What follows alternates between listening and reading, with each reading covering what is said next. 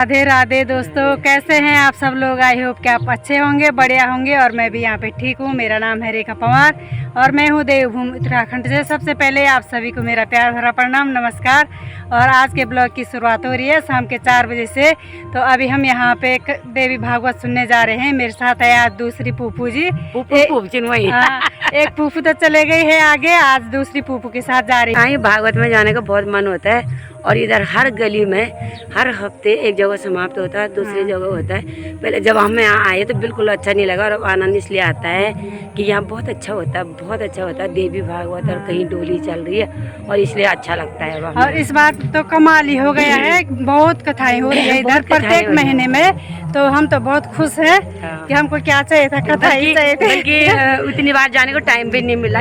कथाएं इतनी हो रही है, एक जगह खत्म हो रही दूसरी जगह हो जाती, इसलिए हमें बहुत अच्छा लगा। कृपया करके बने रहिए और हम दर्शन करवाएंगे, तो आप भी करते रहिए। और कभी तो मिलते हैं आपको सीधे देवी भागवत में।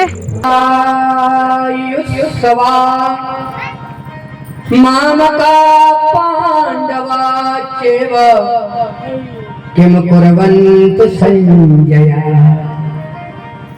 मेरे और पांडु के पुत्र क्या कर रहे हैं ये संजय, तुम मुझे बताओ। कौन पूछ रहा है? धृतराष्ट्र।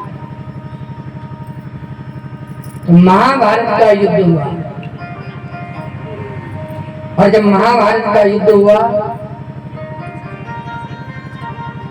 तो परिणाम ये हुआ कि पांडव विजय हुए और कौरवों को हारना पड़ा। दुर्योधन अभिमान है और अभिमान सबसे पहले सिर पर आता है। किस पर आता है? सिर पर। दोनों भगवान के पास गए, अर्जुन भी और दुर्योधन भी। अर्जुन भगवान के चरणों में बैठा, दुर्योधन सिर में बैठा। और जब भगवान ने अपने नेत्र खोले तो भगवान की सबसे पहली दृष्टि किस पर गई? अर्जुन पर। इसलिए भगवान ने कहा पहला अधिकार जो है अर्जुन को है। अर्जुन तुम मांगो, क्या चाहिए? अर्जुन ने कहा कि मुझे तो आप चाहिए, क्योंकि दुनिया की संपत्ति मांग भी लोगे तो नष्ट हो जाएगी, लेकिन भगवान से भगवान को मांग लिया तो सब कुछ तुम्हारा हो गया। दुर्योधन ने 18 अक्षौणी सेना मांगी, भगवान ने सेना भेज दी और अर्जुन के साथ स्वयं भगवान सारथी बन करके आया। और जिसका सारथी भगवान बन जाए, जिसका रथ भगवान हांके, जिसका हाथ भगवान पकड़ ले, फिर उसे संसार में कोई मार नहीं सकता। तो मेहनत करने लगा। तो आज उत्तरा ने पांडवों को नहीं पुकारा, क्योंकि जानती है जब मेरी सास द्रौपदी का चीरहरण हो रहा था तो पांचों पांडव सिर झुकाए खड़े थे और कोई नहीं आया। कोई आया तो मेरा गोपाल आया, कोई आया तो मेरा कृष्ण आया। द्रौपदी ने भी सबको पुकारा पर कोई नहीं आया। और एक हाथ से साड़ी को पकड़े रखा, एक हाथ से भगवान को पुकारा और भगवान फिर भी नहीं आए, क्योंकि इसे अभी भी अपने पर भरोसा है कि मैं बचा लूंगी। लेकिन जब दोनों हाथ छोड़ दिए और भगवान को पुकारा तो भगवान तुरंत आ गए। खींची जब चीर दुशासन मुहारा, मैं समझी थी मोहन इशारा तुम्हारा।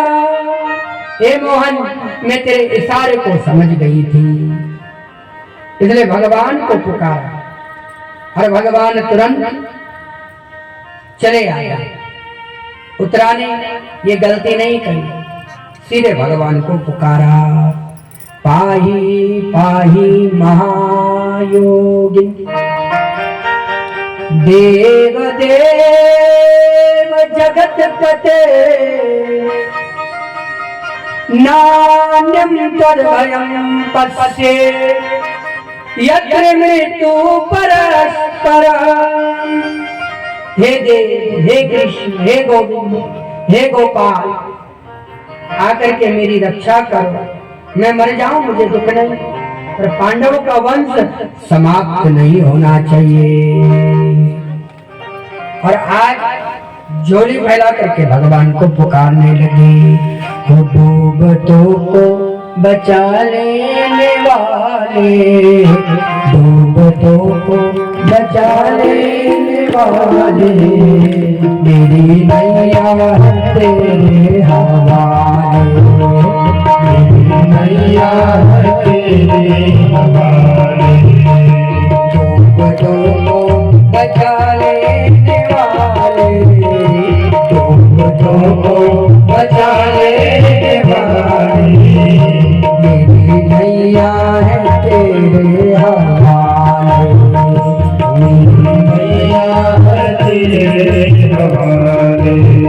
लाके अपनों तुम्हें पुकारा, लाके अपनों तुम्हें पुकारा, लाके अपनों तुम्हें पुकारा, लाके अपनों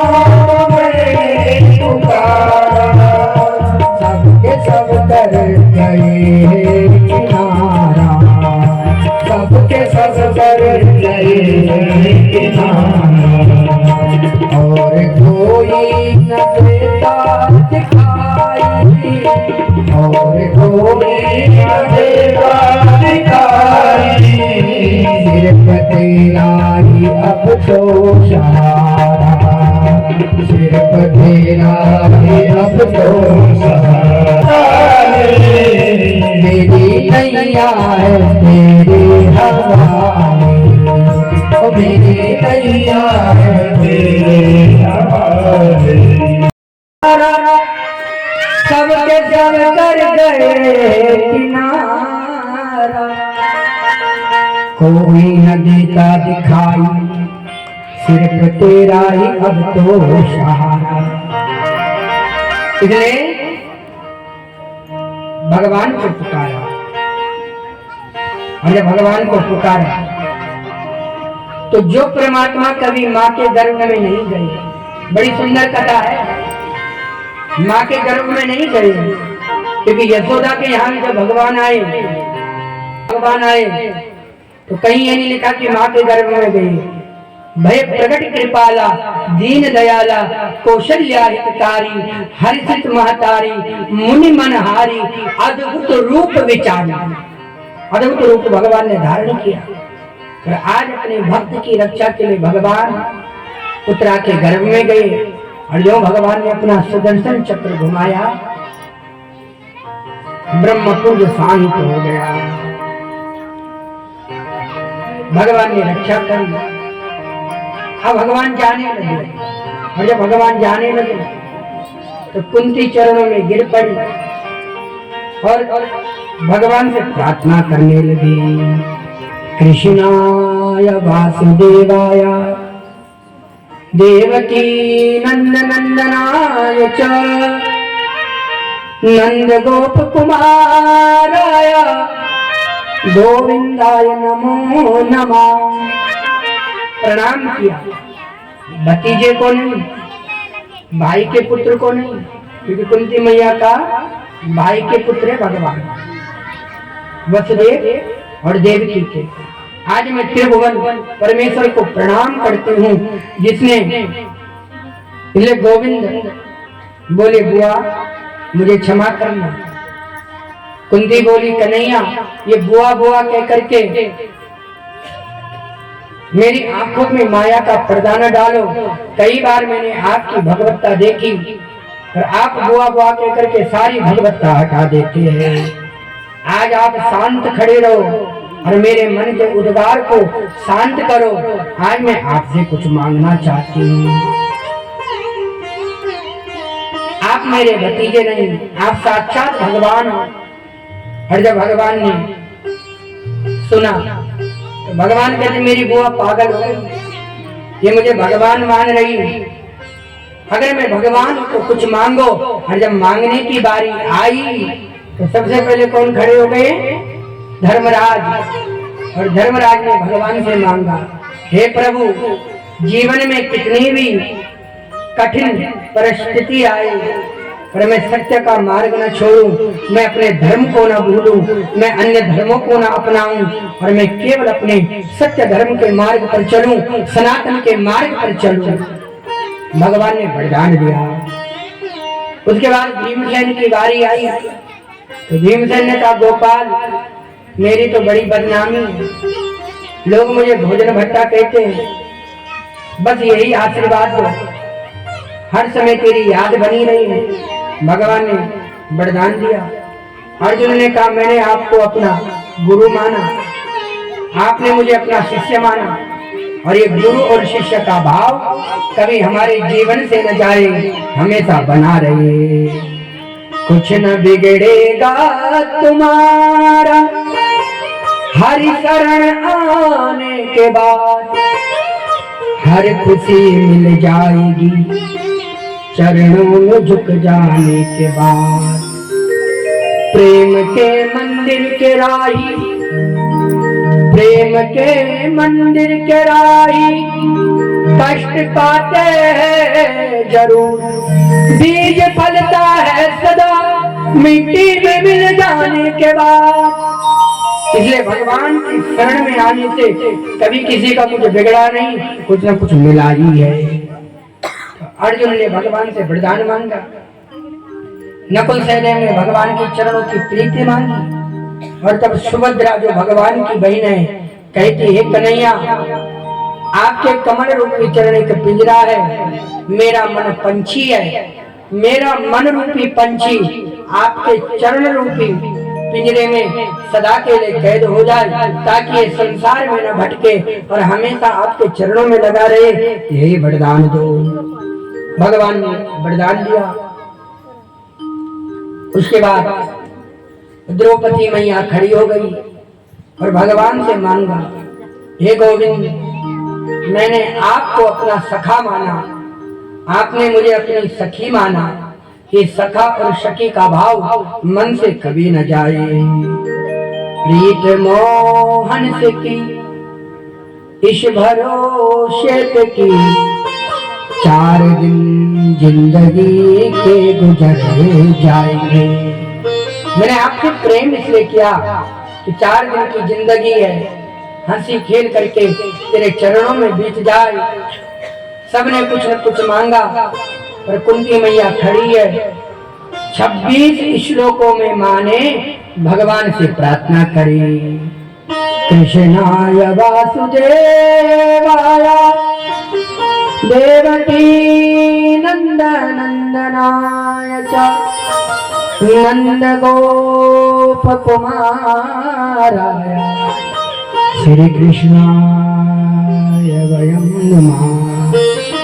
26 श्लोकों में प्रार्थना करी। आज भतीजे को नहीं, भाई के पुत्र को नहीं, ब्रह्मांड के नायक को प्रणाम करती हूँ, संसार बनाने वाले को नमन करती हूँ। हे गोविंद, हर जगह तू है पर दिखाई नहीं देता। ये तो माया का पर्दा है साहब है। जैसे दूध में दही है, और ईमानदारी से बताओ, दूध में दही दिखाई देती है? दिखाई देती है क्या? रहे तो दूध में ही दही। दही को देखने तो क्या करना पड़ेगा? जमाना पड़ेगा। दही में मक्खन छुपा हुआ है और वो मक्खन दिखाई नहीं देता, क्योंकि जब मंथन करोगे तब मक्खन निकलेगा। इसलिए भगवान के लिए जब साधना करोगे, चिंतन करोगे, तीर्थ करोगे, व्रत करोगे, उपासना करोगे, तब जाकर के दूध में छुपा हुआ माखन रूपी भगवान हमारे सामने प्रकट होगा। इसलिए मंथन करना पड़ता है। वसुदेव और देवकी पर नहीं करी। भगवान बोले क्या कृपा करी? बोले देवकी के 8 पुत्र हुए, 6 पुत्रों को कंस ने जन्म लेते ही मार डाला। 8वां गर्भ योग माया से रोहिणी के गर्भ में चला गया, 7वां गर्भ, और 8वें में आप स्वयं आए, पर आप देवकी मैया के 6 पुत्रों को बचा नहीं पाए। और जब मैं अपनी ओर देखती हूँ तो कहाँ तो मैं असहाय विधवा अकेली, भाई भाई का शत्रु बन करके बैठा है। शत्रु कोई घर बाहर नहीं, भीतर ही बैठा है। जिन द्रोणाचार्य ने धनुष विद्या सिखाई वही मेरे पुत्रों को मारने के लिए खड़े हैं। जिन भीष्म पितामह ने अपने कंधे पर बिठा करके घुमाया, उंगली पकड़ करके मेरे बच्चों को चलाया, वही सामने शत्रु बन करके खड़े हैं। और मेरे बच्चों का बाल बांका भी नहीं हुआ। आपने रक्षा करी है ना प्रभु, आपने बचाया है ना। मेरे पुत्र भीम को विष के लड्डू खिलाए गए, और जब मेरा पुत्र लौट करके आया तो 10,000 हाथियों के बराबर बल आ गया। जो विष मार्ग था वही तारक बन गया।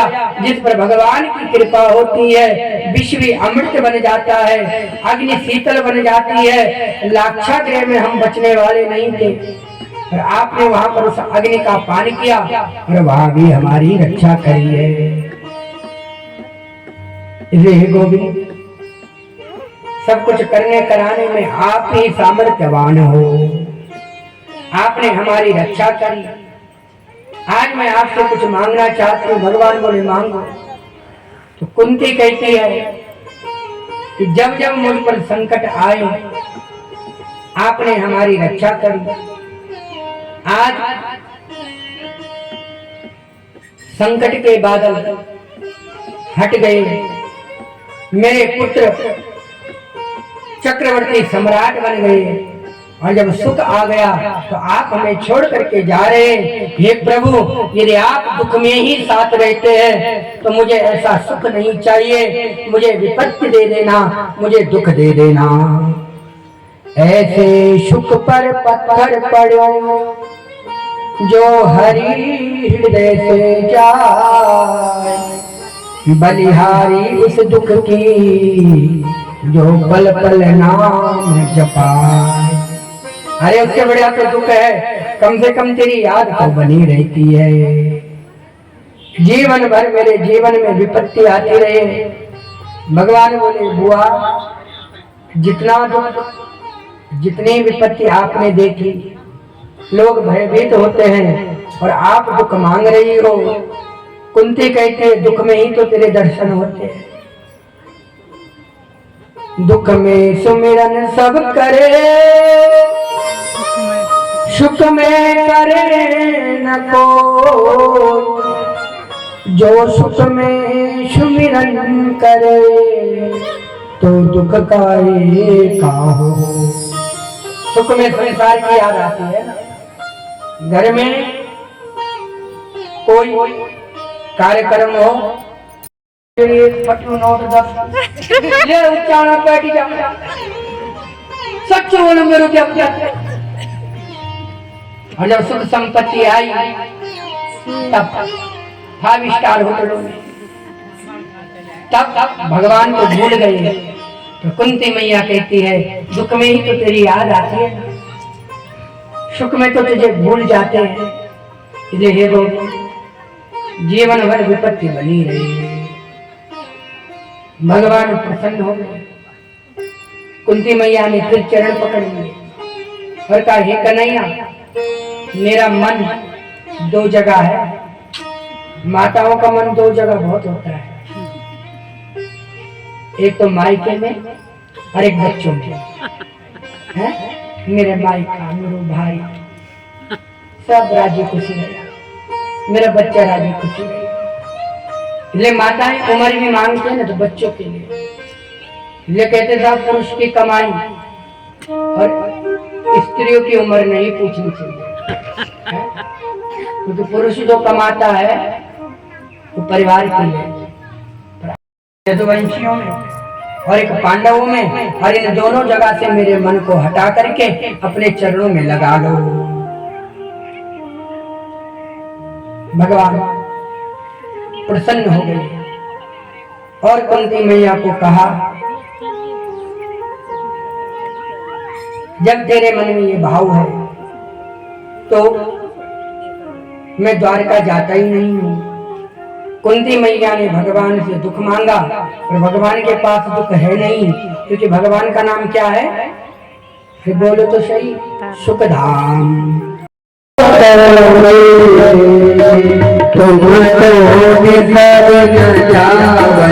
मैया